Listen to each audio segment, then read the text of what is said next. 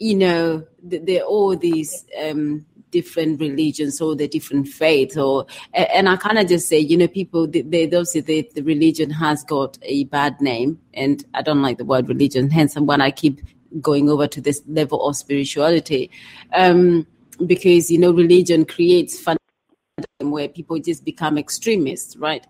But if you're talking about spirituality, is something completely different. Is you being in tune with your creator, you being in harmony with yourself and with your creator. And as opposed to standing there and trying to force people to your way of belief, that's what's off-putting, and that's what puts people off, right? But so when we're talking about spirituality, because I don't believe that you can be absolutely complete without having a spiritual stand. And that the reason why I say that is because we are spiritual beings and foremost. It's like denying spirituality is almost like denying yourself, because you're a spiritual being to start with, whether you believe in the creator, whether you believe in whatever idol, whatever it is that you worship. Foremost, right? You're a spiritual being yourself, and so therefore you cannot deny your spirituality.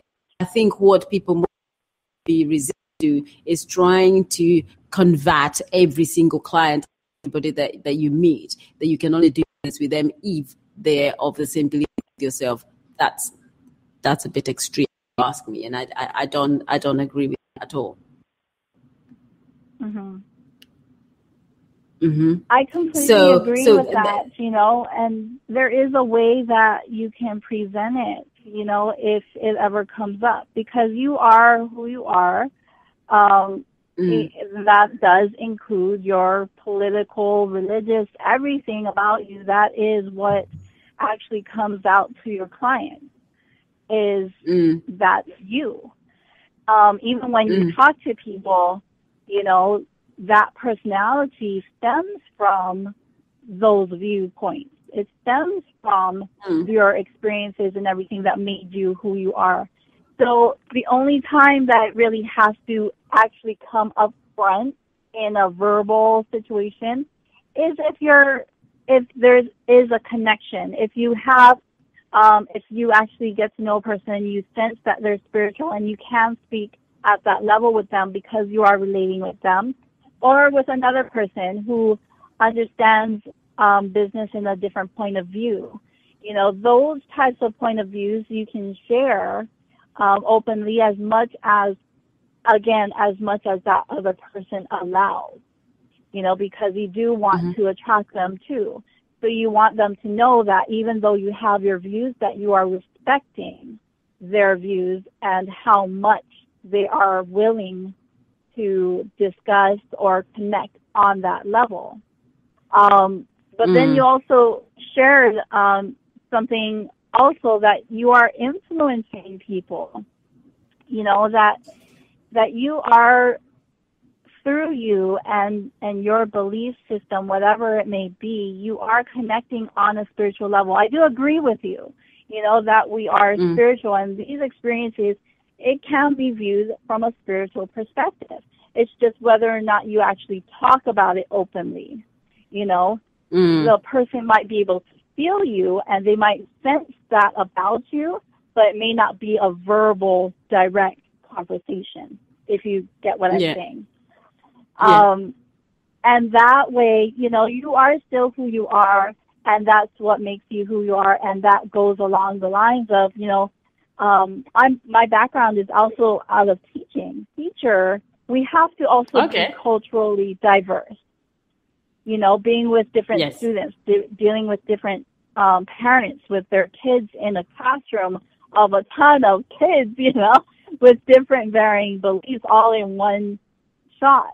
And so I've actually dealt with kids of different belief systems here in the U.S., and it is very different for them. We have to kind of gauge what is allowed and what is not, what is acceptable and what is not. based on rules or standards or how they can live, so that we can also live comfortably together. And that goes along with, working with a 4-year-old or a 5-year-old in a kindergarten class. Them not understanding, they just know mom and dad told me this, And some kids actually openly say, I believe in God, or I believe in this, or I believe in that. And it comes all out, and that's part of who they are, but it's how we confront it. It's who we are in our own personal growth enough to be able to handle it and confront it in the right manner, in a respectful manner, so that we don't turn them off either. So even though we are attracting people and attracting our clients, of course we want to still work with them, but we also have to show them that the way that we are dealing with it is also in a respectful manner. Go ahead, Sarah. It's very interesting because I'm sitting here smiling because I've actually just had this thought about the fact when you're talking about the kids and how open the kids are, right? And I just think to myself, adults, sometimes we want to just be the same. It's almost like we've learned not to be kids. We've learned how to interact in the adult world. But so many times there's that little girl's voice in your head wanting to shout. But because obviously we've kind of learned the social skills, it's like, it's not acceptable to say that. It's not acceptable to do that. But, and the other thing that's come to mind is one of the things that one of my mentors did, and it was almost like a test to ask yourself, because one of the things that addresses this, especially business, especially if you're doing business, if you want to attract your ideal clients, because your ideal clients in terms of religion, in terms of a lot of things that we do have, because it's not just religion and politics that people have strong opinions about. There's so many different subjects where we have very strong opinions, right? Those are just two, and in today's world, actually, they're probably in the minority, as we've seen on the news. And the test was actually to ask yourself, how open are you? And then go through anything that's been on the news lately that's highly controversial and ask yourself, are you open to it? And are you open to it? And he says that to really do well in business, you have to be open, because we're living in a very diverse world in so many ways. And the world is changing before our eyes. And you will attract people, as you said, Kalani, who there's obviously something they see in you, want to work with you. There's something in you that they actually are connecting with. And if you build a wall based on all these things that we're not open to, then you'll be closing door to a lot of people that could benefit immensely from working with you. And so when you go through this, he said, some people will say, yeah, I'm very open. And he said, trust me, I know I'm very himself. He said, I know I'm very open, but I know I'm still closed on some subjects. And it's about being true to yourself, in a sense that that you do have some biases, because the fact is this: if I ever met anybody who says, oh, I don't have biases, I will do business with everybody, I'm sorry, I would take it that you're lying. Because unlike the little children, we just shout out, I'm this, so I believe this, my mommy this, right? In the playground. Right? As we mature, we learn social skills that we can't do those things. But those biases and those things that we believe in are still there. And so when someone says, I'm 100% open to everything, okay, we all have some biases. And one of the most challenging things is to systematically work to remove those barriers and be more open as you do business. And I can just put my hand up and say that over the years, I've matured as a person, as I've matured in business, I've matured in so many other areas. I've become more and more open and reserving judge. So, Kanani, right at the beginning, you said how you made one small statement and someone then ends up saying, I'm not going to do business with you because you made one statement that implies you're one way or the other. And what things that I have learned over time, and I say, I teach my clients, or I say to my clients, you should try and adapt this, is actually reserving judgment. We're so quick to judge. And if we can reserve judgment until we have facts, it would really help in business. It would really help in the relationships and the people that we connect with, especially our clients, right? Because as human as you are, so is your client. And as much as you're assessing your client is assessing you. And I don't know what comments you have on this, Kanani. You know, that's definitely true. You know, it does go both ways, regardless of if your client actually understands that they're judging you.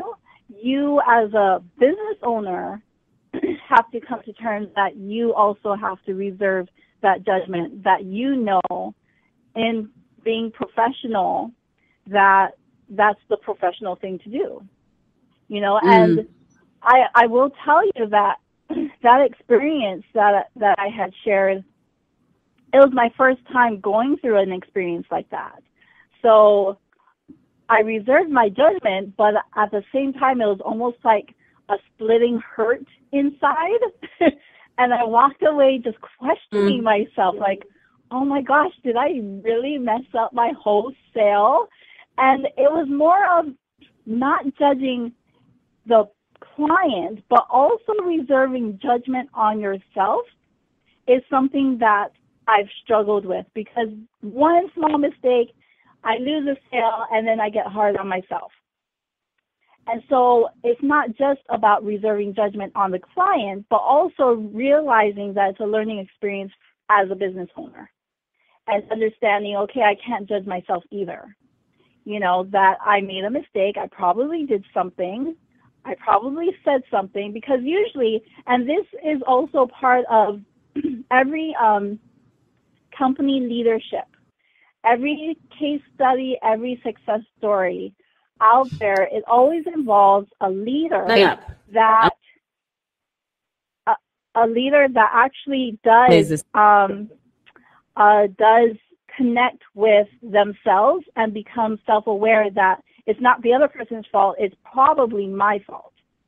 So as a business owner, accepting responsibility that something that may have been said, regardless of background, religious, cultural, whatever it is, if something's not jiving right or whatever it is, then backing off and understanding, okay, I am respecting, and then realizing that as a business owner, I'm the leader, that person is my client. They may not know that they're judging me, but they are, but I need to know that I'm judging them, and I don't want to judge them, but I also don't want to judge myself.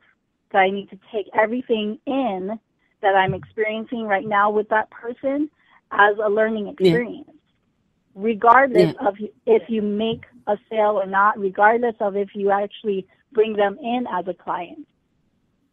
Go ahead. Yeah, and a lot of people can be put off for a long time because of just one experience, whereby, especially, you know, sometimes some businesses are so sales driven that not having a sale could be almost like, it could really knock somebody back in terms of what they're doing, in terms of their confidence, because they're asking themselves 1,000,001 questions. They're trying to analyze, they're trying to reverse the statement that they made and all this. But the advice you've given there is very, very sound. You know, it's like accept responsibility and learning from that experience, because you can't change things. And on Tuesdays, we have the Radio Mastermind with Marina Nani and Daniel Sapiko. And some things that kind of Daniel teaches so amazing. If you're a business owner, if you have any intention, or if you're just doing live, to Tuesdays, because she gives really, really sound advice on how with this it's like how to deal with yourself, right? When something goes wrong, how